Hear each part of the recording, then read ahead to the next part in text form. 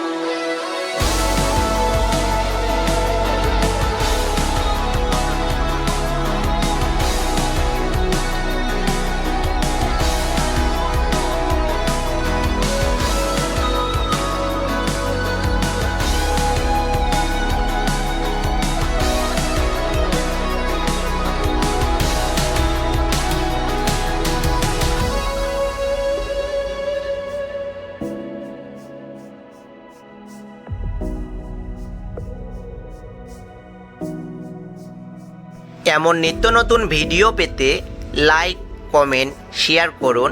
ভিডিওটি শেষ পর্যন্ত দেখার জন্য আপনাকে ধন্যবাদ।